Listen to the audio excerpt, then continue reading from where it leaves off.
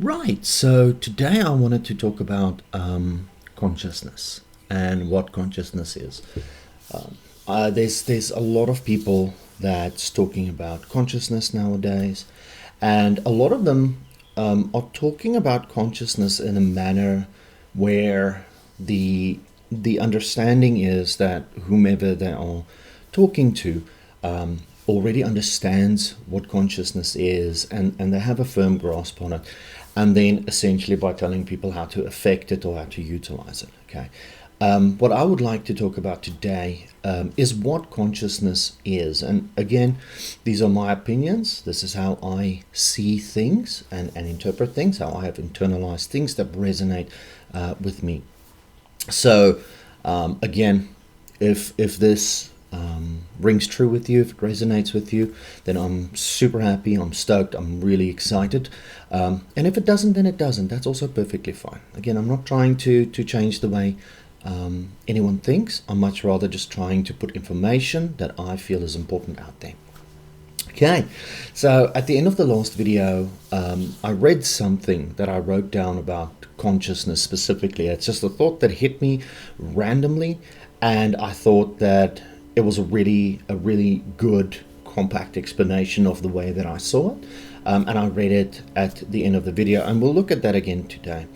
But what I would like to do for this video specifically is I found a very nice video that a guy that I'm not sure who this guy is. It was by randomly scrolling through the phone, and he had this very interesting explanation of a difference between Western science and Eastern science back in the day when these things started, where Western science wanted to understand what makes things different, and Eastern science as well. But one of them ended up pursuing the path of studying matter, and one of them ended up pursuing the path of studying the mind, right? And his video ran, but he never, it almost felt like it never concluded, right? And then through the way I see things, I feel that it's fascinating because the two of them actually do match up rather nicely. So I want to look at that first, and then we're just going to take a look at the way I see consciousness, and we'll just talk about it. All right, cool, let's get going.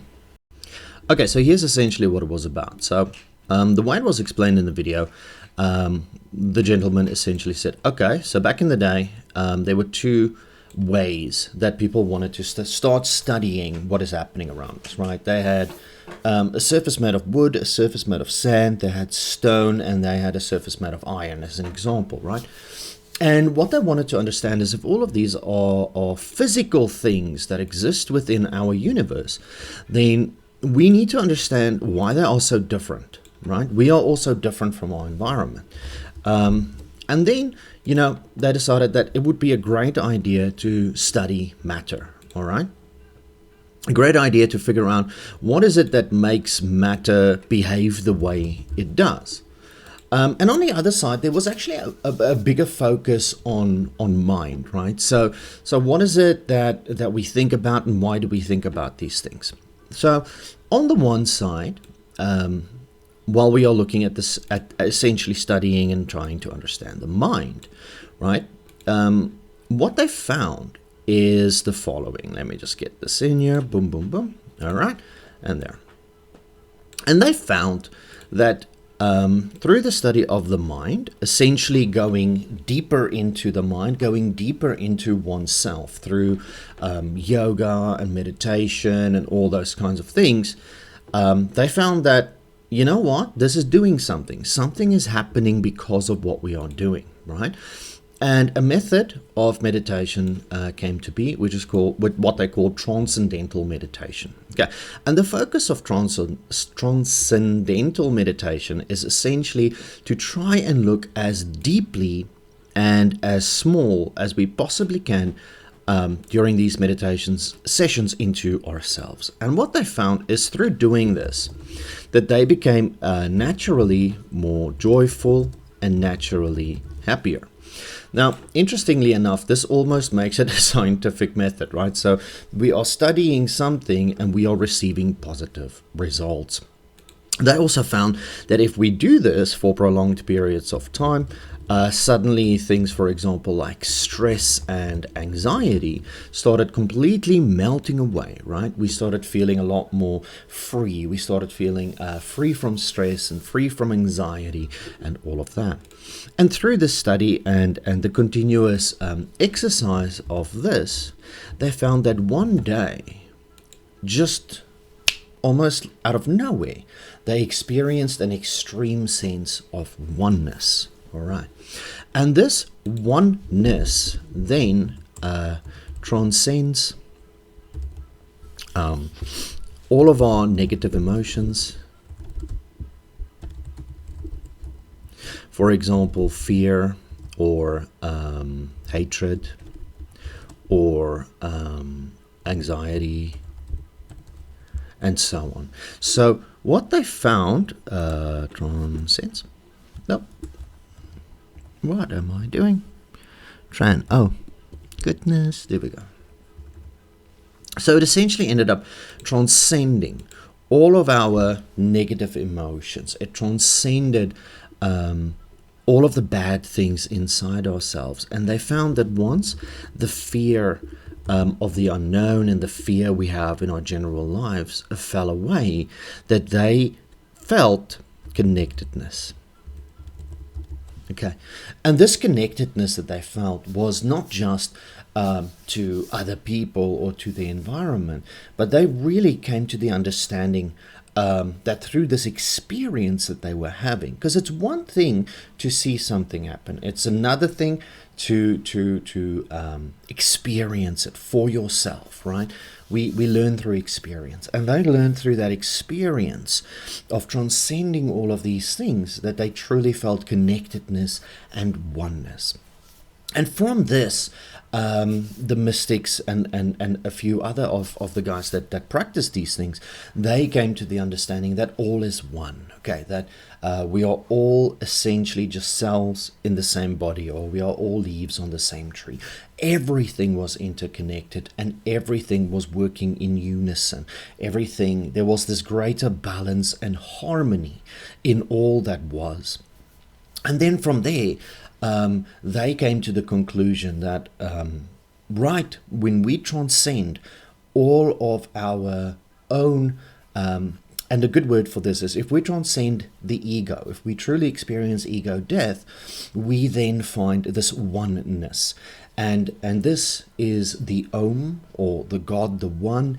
And then from this, of course, there were these forces, and if you've seen the previous videos, you should remember there's these forces, these electric and magnetic forces that essentially shake things into motion, and these things need to adhere to the universal laws. The laws are essentially free will, relativity, and polarity or duality. So those are everything can act and perform and make decisions without outside influence, which is the free will.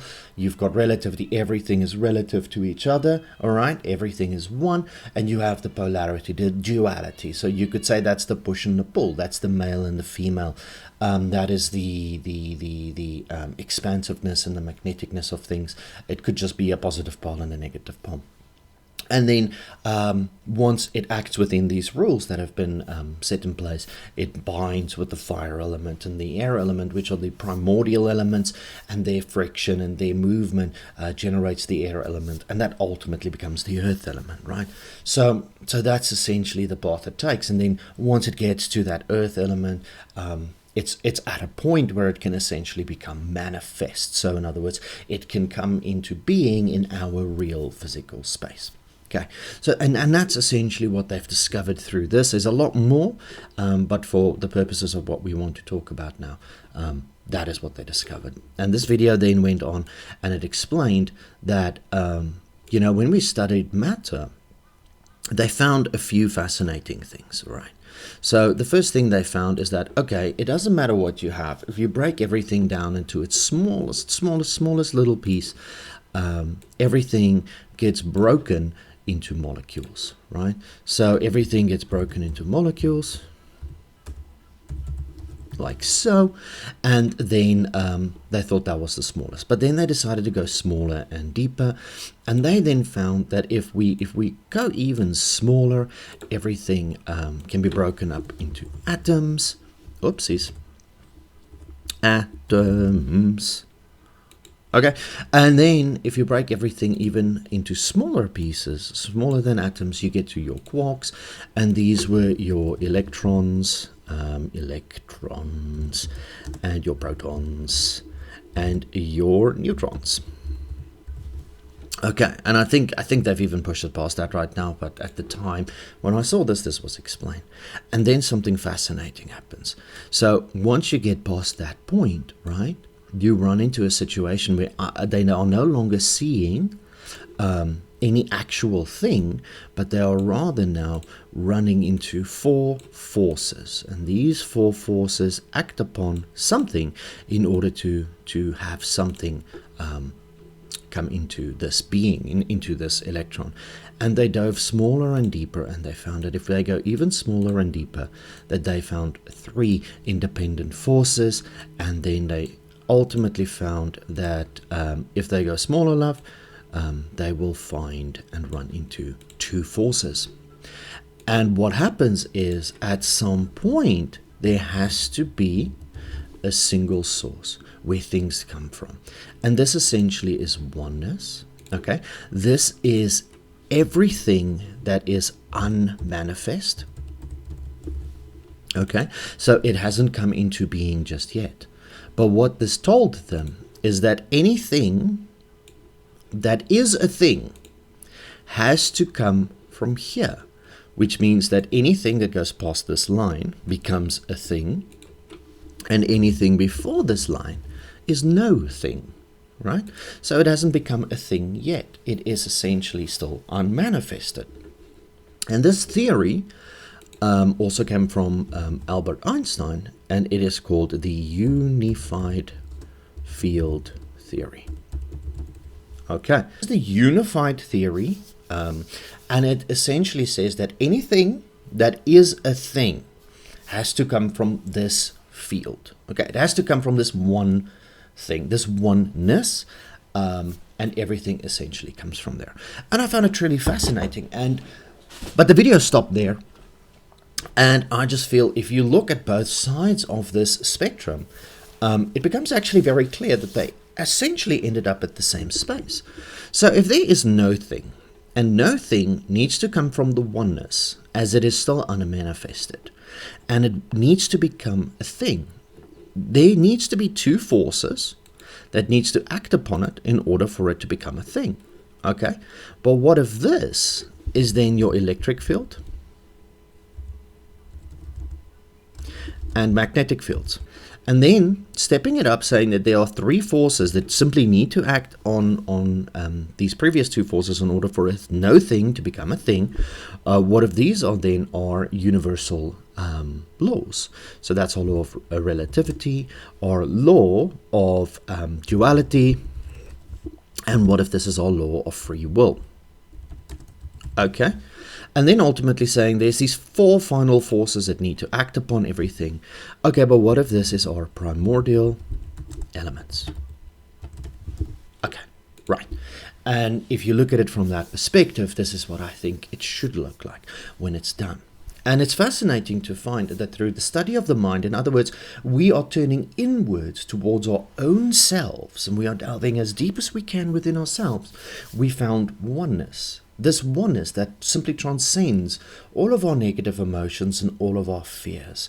It dissolves our ego, which is, I like to call it the mind prisons, which is the mind prisons that we build for ourselves. And we'll talk about ego in another video. It dissolves the mind prisons, and it simply leaves us in a space of oneness and connectedness, right? And even on the other side, right, the scientific study of matter, at that stage, they kind of reached the same conclusion. I just realized that I misspelled atoms. It's not atoms, it's atoms. There shouldn't be an E. All right. So don't take spelling from me while I'm trying to explain these things, but rather just let's just go with what I say. So On both sides, they found this oneness. They found something that is still unmanifest. Okay, and that's the important part we should take from this.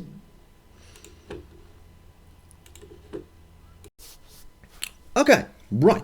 So if we look at the way both of these things played out, we can make the realization that everything comes from this oneness. Everything comes from the singular frequency that essentially from where all things unmanifest manifests, from where things that are no things come and they become things. All right.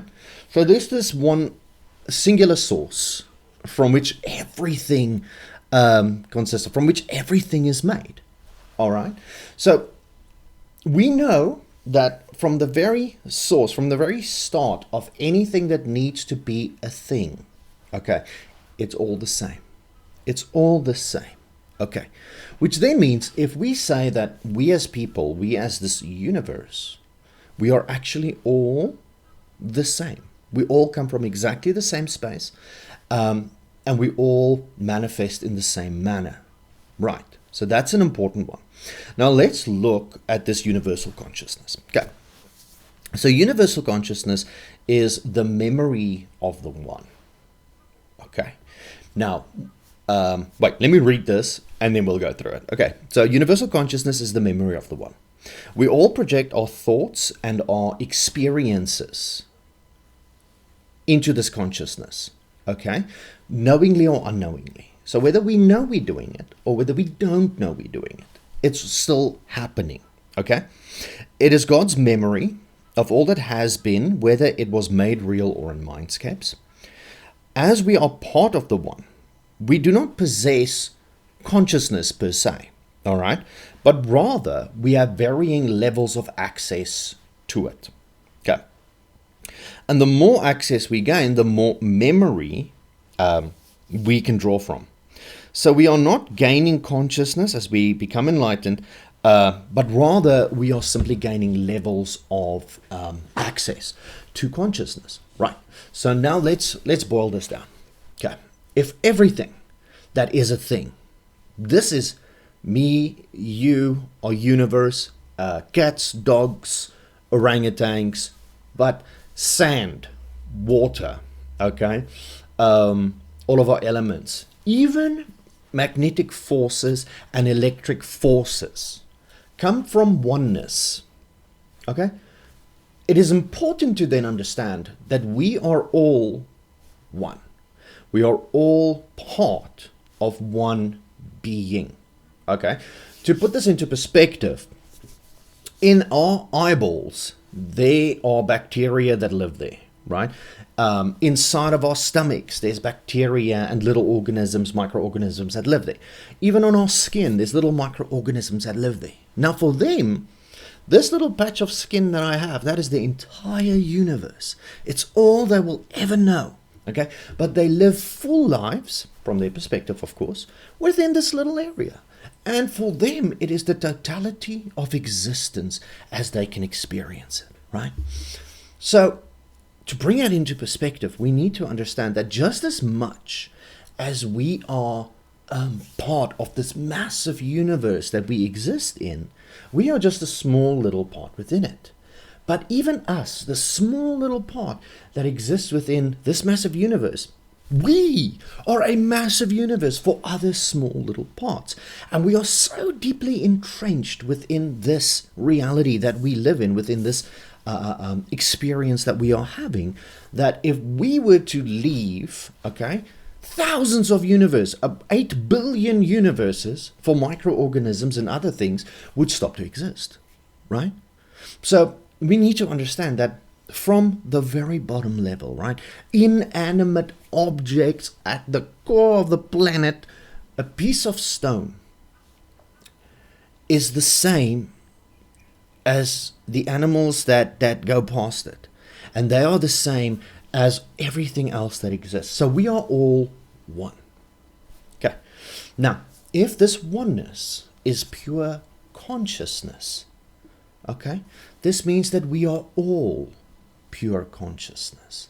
This means that the tree that's outside is conscious, as it possesses consciousness. Okay? It was made from consciousness.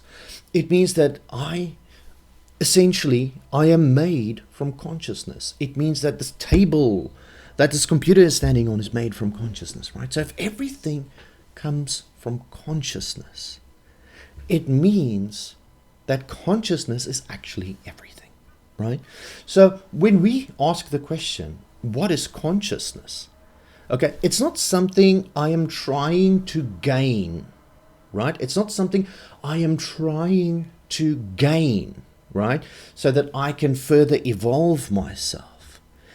It is something I need to realize within myself, that I am already pure consciousness, all right? And that everything around me is pure consciousness. So I am not separate from it. It's like they say, you can never separate the creator from its creation, nor can you remove the creator out of the creation, right? So it's all one. Now, when we gain additional levels of consciousness, okay, all that means is that we suddenly gain more access to universal knowledge, things that others have done before us, or things that people have achieved in the same time frame as us, right? So there was this experiment. They had a group of rats and they taught them certain behaviors that they needed to learn. And what they found is that on the other side of the world, rats there started exhibiting the same behavior, right? So almost in a weird hive mind situation, right? Because one rat learned something, it affected rats on the other side of the world, right? And we are all the same. We are all like that. So, we are all just interconnected.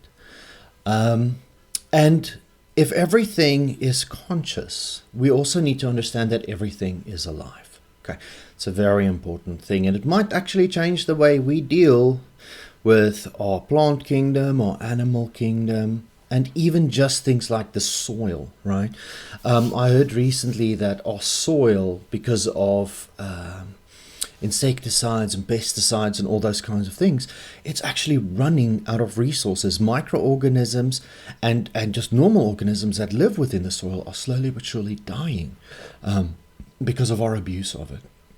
But if we could just understand that everything is alive, everything is conscious, right, then hopefully it will start changing the way we deal with the world around us and the universe around us.